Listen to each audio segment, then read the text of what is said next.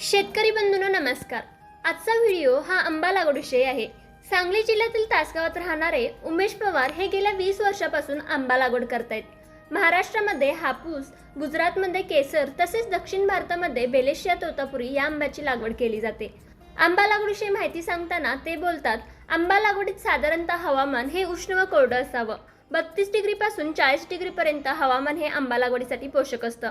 यामध्ये जमीन ही पाण्याचा निचरा होणारी, मध्यम हलकी तसेच 6.5च्या आसपास पीएच असणारी असावी। आंबा लागवडीमध्ये हवामानाला अनुसरून आंब्याची लागवड करावी। आपल्या भागातील हवामानात कोणता आंबा तग करू शकतो याचाही सुरुवातीला अभ्यास करून मगच त्या प्रजातीच्या आंब्याची लागवड करावी।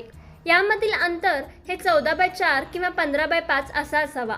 एका एकरात साधारणतः 700 ते 750 झाडे आपण लावू शकतो। पाणी नियोजनाविषयी बोलताना ते सांगतात की आंब्याच्या झाडाच्या दोन्ही बाजूने ड्रीप असावी।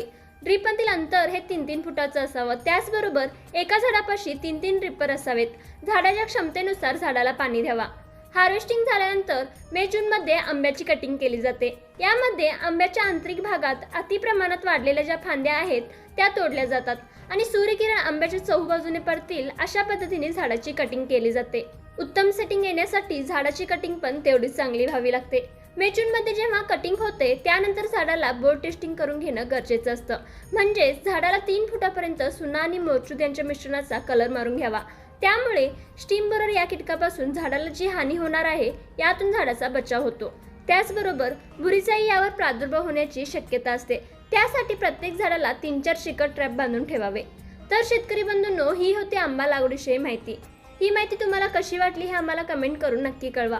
त्याचबरोबर अशाच प्रकारच्या व्हिडिओज पाहण्यासाठी आत्ताच आमच्या कृषी मंत्र यूट्यूब चॅनलला सबस्क्राईब करा। त्याचबरोबर आमच्या फेसबुक आणि इंस्टाग्राम पेजलाही फॉलो करा।